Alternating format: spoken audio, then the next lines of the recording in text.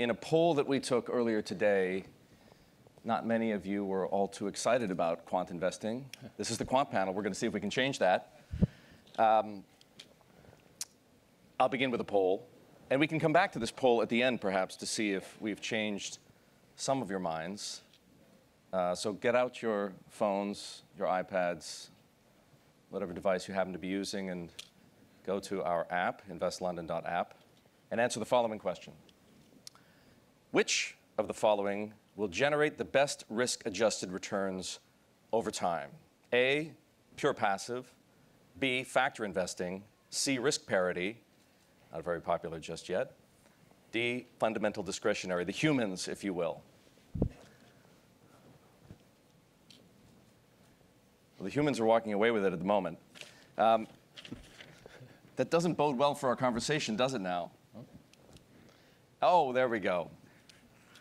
So, I've learned in my coverage of quant and systematic investing that it's a word that gets thrown around a lot, somewhat indiscriminately. It's fair to say, I think, no two quants are alike. The various approaches to quantitative and systematic investing are divided by considerable philosophical distances. So my panelists, I'm going to begin by doing my best to describe in a few words what each of you does, and then you can sort everybody out by telling them what I got wrong. So Sandy here, from Man Group, I think of you as a quant who exploits market inefficiencies in search of idiosyncratic alpha. Fair enough, yep. Nathan, I think of you as a systematic investor who studies historical patterns in search of persistent returns. Somewhat, yep.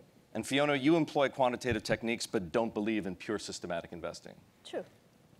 Okay, I passed. Sandy, why are those distinctions important? Well, I think there's the distinction of, do you trust systematic strategies or not? And I think often when I get asked a question like this, what you're naturally trying to do is to put a divide in, right? There's the discretionary people and there's the quant people. The quant people kind of look a bit funny, and the discretionary people, they're a bit more normal. They're like you and me. I'm a quant, so maybe I failed that test already. And realistically, there is no discretionary manager that is not using all sorts of quantitative techniques in the way they run their portfolios.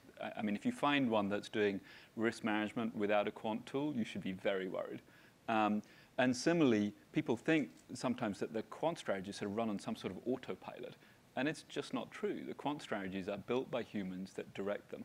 The difference, ultimately, is how much the people are prepared to outsource to the algorithms. And it's a shade of gray. It's not a black and white thing. It's nice to make it sound black and white, but it's not. Fiona, how do you think about that? The differences between approaches to systematic or quantitative investing? Because they're not quite the same. So I think machines are good at some things, which are sorting information fast and accurately, don't having behavioral bias, and be able to do things very quickly in a very efficient and adaptive way.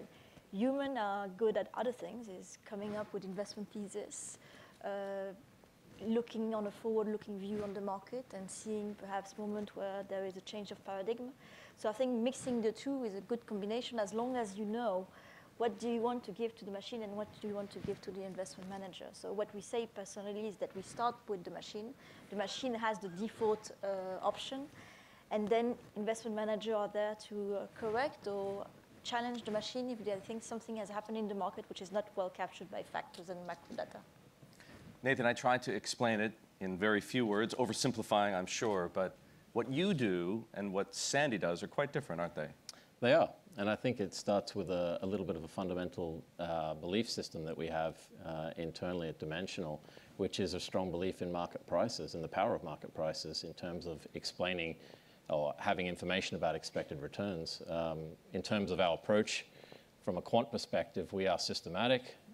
We use a lot of data and many sources of data as inputs into our process. However, in public liquid markets like fixed income and equities, we believe that investors compete very aggressively and impound their expectations into prices. So prices should be used as one of the core inputs into any sort of systematic or quantitative approach. Then supplementing that with other information like fundamental financial information as well can be used to explain differences in returns across both markets. I saw a smile creep across your lips. Yeah, well, so I'm disagreeing with both my colleagues on that. It's such a bad start, isn't it? But we can talk about it afterwards. But so, I mean, I feel very omnivorous with respect to signals. I don't think that there's one dominant signal. The fact, for example, that value investing has been extremely poor for the last decade. It's been really poor, right? I mean, you rarely had a period as bad for value investing over the last decade. It doesn't actually particularly condition how I think about it over the next decade. Similarly, price-based signals have more recently been having quite good times, but that can vary a lot too. So I feel very omnivorous with respect to signals. I don't think there's a dominance of one. I worry a lot about humans' ability to forecast markets. And certainly when I look at market forecasts, especially macro forecasts, it really feels as though humans' ability to forecast where the S&P 500 is going to be or the US Treasury bond is going to be is incredibly poor. When you look at the data, the evidence is very weak. We can make nice stories about it, but I don't really believe it. And then finally, it is true that most of the time, historically, humans did dream up models. But actually today, machines are dreaming up models, and they're dreaming up models that the humans could not dream up themselves. And that's what machine learning is, and that's clearly an enormous avenue of growth. So I agree with you that investment managers are not good at forecasting, and that's not what we ask for investment managers. So what we ask to investment managers is two things: is there a risk in the market that the model doesn't manage to take on? Political risk, Brexit, whatever. Is it priced accordingly? And second, we don't forecast the future, but already understanding where we are in the market cycle and in the macro cycle, and then adapting to that. And it's not about forecasting, but it's more about nowcasting, I would say. So it's certainly true that models are not going to be good at forecasting Brexit for you. I'm not sure that humans are very good at it either, but you know, there are some things which seem to be unforecastable. Nathan, since Sandy let the value genie out of the bottle, and I'm sure most of you have noticed, over the past month, value has gone from being one of the most persistently underperforming factors of the past decade to being the best performing factor over a very short period of time. But it was a sudden flip. And at the same time, momentum and growth, which had been two of the winningest factors of the bull market, have become two of the worst. What happened, and why is it important? Well, I think the premise of value performing poorly is an interesting statement, because if you look back over the last 10 years in the US market of value returns versus the average return of value stocks over the last 100-odd years, they've actually returned broadly in line with the average returns of value stocks historically. It's really growth stocks that have outperformed significantly their historical norms. So it's a little bit semantics maybe, but growth stocks, really higher priced companies on average, have just gotten higher, and that tends not to last in terms of historical returns. When what you do tend to see as well in the historical data is that when markets shift, they tend to shift very quickly. We've seen it in the late 90s, early 2000s, and other periods for different premiums, where they can swing very, very quickly to deliver that average premium, and it's very difficult to time when that's going to happen. So our premise has always been that investors are best served by maintaining consistent exposures to drivers of long-run returns in a fashion that meets their investment goals. And over the long run, they'll be rewarded if that solution manages risks and costs effectively. How much do you care about factors, Fiona? We like a lot investing in factors. I think it's a bit like the DNA of hedge fund. Before it was like the hedge fund were a bit like the ketchup. We didn't know what's inside. Now with factors, we know what is inside. So it's a good news because we can have it. Because it gives you the power of portfolio attribution? It gives you the power portfolio attribution. That was the first stage. And the second stage was you have the same tool and you can invest them in a more cost-efficient and liquid way than perhaps hedge fund manager were proposing to you 10 years ago. What I found interesting with the factors is that when you look at single factors, they are all perform very well on the long term, but they can be very difficult to hold on the short term. And I still find that there is a cyclicality with factors that goes with the macro cycle and that goes with the valuation cycle, which is very interesting. You never know when it turns, but obviously it's better to buy value today than it was 2 years ago.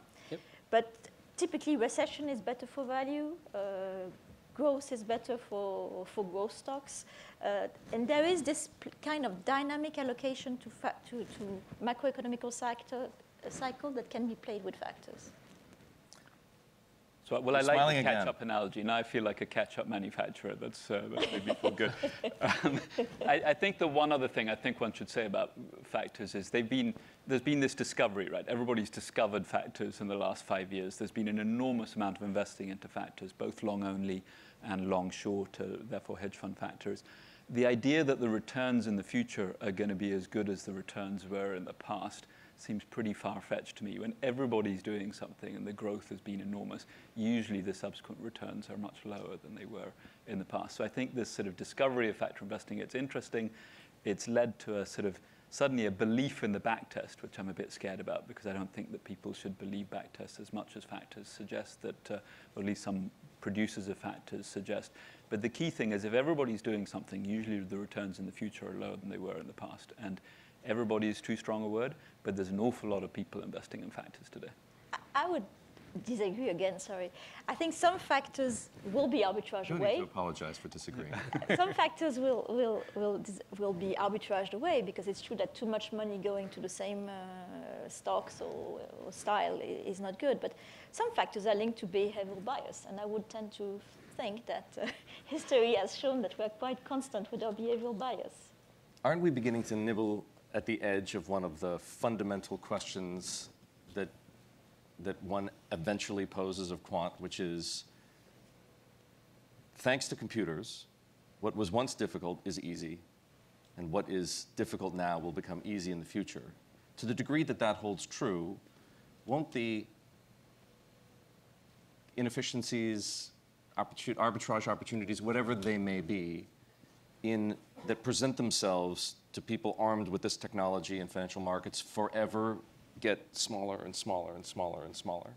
Yes. I mean, but it's always been so. You know, I remember talking to a commodity trader from the 1950s, and his big edge was that he was able to get telegrams from where crops were grown in Africa and South America to London faster than the market adjusted. That was his edge, and it was a technology edge. Today, of course, you know, there's no edge in that sort of thing. So permanently, it's going to be that what we find hard today, people will find easier in the future. Your own firm, the Bloomberg terminal, has made things which were really difficult 10 years ago. You had to write your own software and build it. Now, everybody that can afford to subscribe for a terminal has got it on their desktop, and therefore, the edge that you had in that area has reduced, and you're going to have to find edge in other places. That's the bad news. The good news is there are lots of other places to go and find edge. Yeah. Because your edge is, if your edge is being quicker than the other one, this one will disappear. But there are a lot of behavioral bias, again, psychology that you can play on. Yeah, I mean, I tend to agree with Sandy. There's diminishing marginal returns there to seeking information, and the costs of seeking out that information and pounding it into prices is becoming smaller and smaller. And that, from our perspective, is one of the things where our investment approach has never been founded on outguessing market prices to have a good investment experience. As long as there are differences in expected returns at any point in time, which you would expect across 15,000 equities, prices and expectations of cash flows will drive those differences. And as long as you use prices as an input, and a major input, which we think is really sensible to deliver investment outcomes, they can't be arbitraged away unless your premise is that all stocks have the same expected return at any point in time, which is really infeasible. This idea that there will always be new things to do, I think is somewhat premised, at least at the moment, on the ever-growing number of data sources. Mm-hmm. Mm-hmm. Right, so data creates potentially different, well, certainly more information, and then potentially there's information, signals, signals in the information that you can exploit. How do you decide what data are worth investing in? Because they can get awfully expensive, can't they? Yeah, you test. So you ask to the data provider to have a free period where you can test the data set, and you make your case. What is exactly the question you want to ask to the data, and what is exactly, so typically is it more about having a stock provision of earnings negative surprise? Is it about defining risk, etc.? So you test for a period, you integrate it into your investment process, and then you see at the end if you get a result that makes sense intuitively and that enhance your risk-adjusted return. So what kinds of data have you found useful in that regard? Everything which is linked to media news, neuro-linguistic programming in order to assess market sentiment, typically, in order to understand if the market is more bullish or bearish, or what is the market sentiment in the market. There are real signals there. Yeah, we found that. We will integrate them into... In fact, what we won't do with our data is to have a strategy which is pure on new data with machine learning. We will integrate machine learning and new data to our investment process, which includes traditional data, etc. But they add value because they add new information. And if I remember what I learned to school with the law of fundamental active management from Grinold, I think is the number of information you got plus your translation mechanism. And I think like big data increase the information you can get. Even more in a society, which I found interesting, is that in a society, companies are much less bricks and mortars. There are much more services. And therefore, you don't necessarily get the information in the balance sheet. So you need to get the information somewhere else. And big data and alternative data solve that problem, potentially. The satellite, for example, taking pictures of the Walmart parking lot? It will be more complex than that, because you'll have to work. It will not be sufficient. Sandy, how about you? What has man found? What kinds of data sources are generating valuable new signals? Well, so the first thing I'd say is that, we eat data. That's what I sort of metaphorically eat for breakfast. And the percentage of the data that comes to us that we're able to process has actually been going down over the last 20 years, not up, right? So I was talking to somebody who does a job that didn't exist just a few years ago, somebody called a data broker, and their job is to come and tell you about new types of data. And he said he had 1,000 different data providers in his book, and that he thought there were perhaps another 1,000 data providers beyond the ones in his book. Right, so 20 years ago, we had about 4 data providers, and we consumed all of them, and it was great, and we knew everything there was to know about them. Today, there's thousands, and it's not slowing down either, it's growing. And there are all sorts of areas where it's going to carry on growing. The Internet of Things, for example, is a wonderful example that you'll have more data in the future. So on sort of places where we've enjoyed having success, I think actually natural language processing or having machines read text has been fantastic. And the reason that it's been fantastic is, so machines don't read very well. That's reassuring for those of us that aren't machines. But they read a heck of a lot, and there's too much to read. Right, there's too much to read. There's too many analyst reports. There's too many news articles. There's too much to read. The machines can read everything. They don't complain that there's too much to read. So that's quite that's helpful. They're good employees from that perspective. But the breadth of data has been tremendous, and the fact that actually it's quite hard because language is subtle has meant that you can keep getting better at teaching machines to read. So that's kind of one place where I don't think we're anywhere near at the end of what's possible. But then there's just a myriad of other data sources, and that's why I feel convinced that it's not like we've got to the end of the road, and that's kind of the end of the opportunities for finding. Are they all potentially useful, or are some of them junk? Well, some of them are junk. Nathan, you don't think about data quite the same way, do you? We're big users of data. Yes. I think the way that I would think about it is it relevant data to improve what you already know about expected returns? And one of the challenges with data is, one, it's costly. As Sandy was saying, there's no shortage of people trying to sell you data. But also, you have to be careful not to subject yourself to data mining, because data really doesn't prove anything. No matter how much data you have, you're not going to prove anything, and you can't predict precisely what the future is going to hold. And so I think more data out of sample data, other types of data to prove your hypothesis, if your hypothesis is set up in a way that is with an economic argument or a theoretical argument as to what should drive returns, you can look to the data to help support those hypotheses rather than just searching in data for patterns. And I think that's one of the challenges will be data mining and potentially picking up signals that may not be relevant in the future. Are there potentially new factors to be found in new sources of data? There definitely are. We continue to provide a lot of research internally and with our academic relationships on, I would call them drivers of returns or characteristics of stocks across the market. Looking at it, asset growth has been one more recently that we've started to implement in our strategies as well, in terms of not only what do companies do in terms of generating profits and cash flows, but how heavily do they reinvest those. And more importantly, how does that interact with other premiums across the market? Because that's really one of the key things, is understanding these interactions and how to build solutions for clients that meet certain types of investment goals whilst conditioning for some of those interactions and costs. What about barriers to entry? Is it, and I wouldn't say it's easy to set up a quantitative investing firm. You've obviously got to have a few smart people, but the access to computing power has never been cheaper.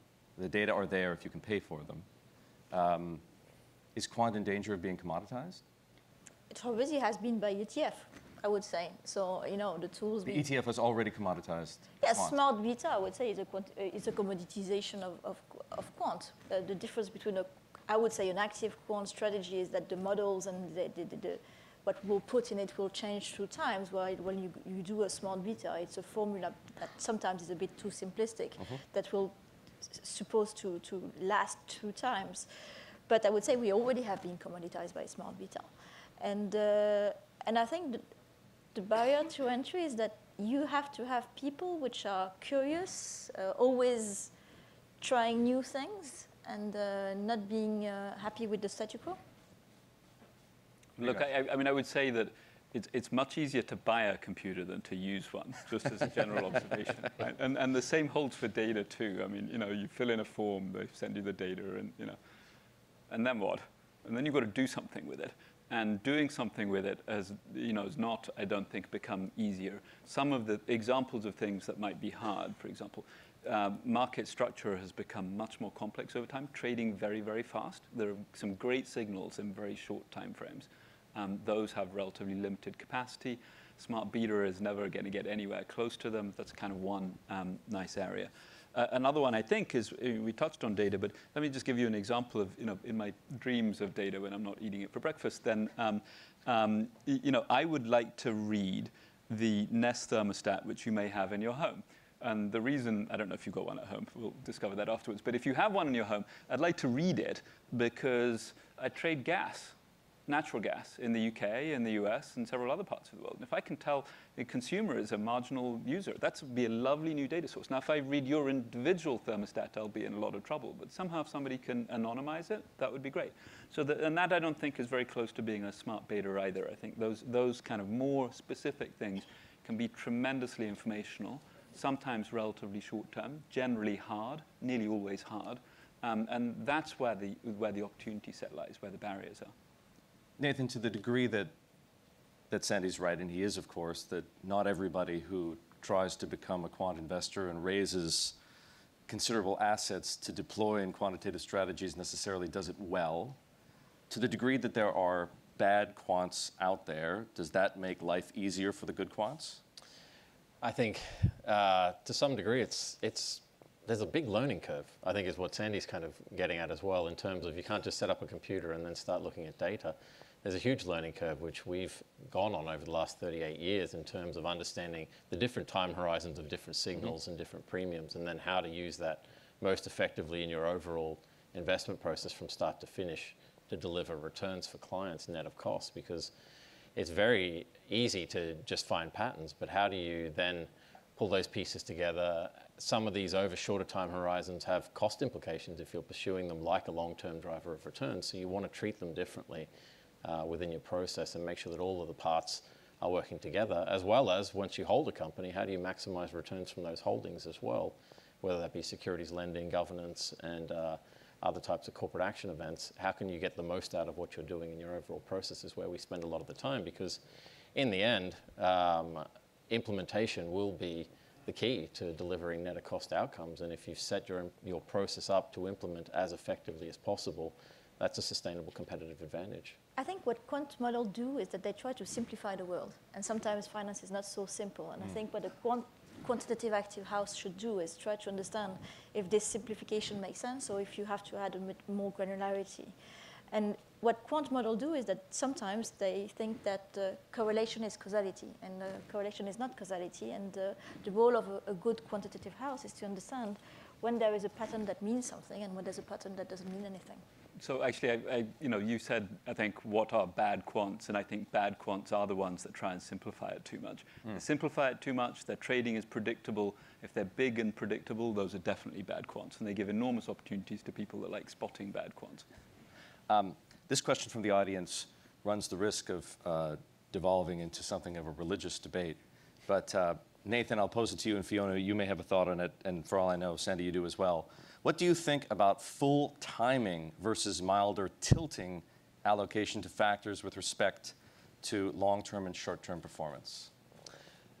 We've done a lot of research on timing factors, and one of the challenges with trying to time something like the value premium, for example, is that it's not, even if you have a 50% likelihood of guessing right, you have to be able to guess when it's going to outperform and then move back when it's not going to perform. And so, on an expectation basis, even with a 50-50 probability, you've only got around a 25-30% probability of being right. And that versus an allocation that is fairly consistent through time, understanding the risks that you're taking in terms of periods of underperformance, but on expectation of outperformance, and setting those expectations clearly with clients, we think, and our evidence of backtesting timing strategies is just not compelling above and beyond an asset allocation. Timing doesn't work, in other words. It's difficult because of those headwinds.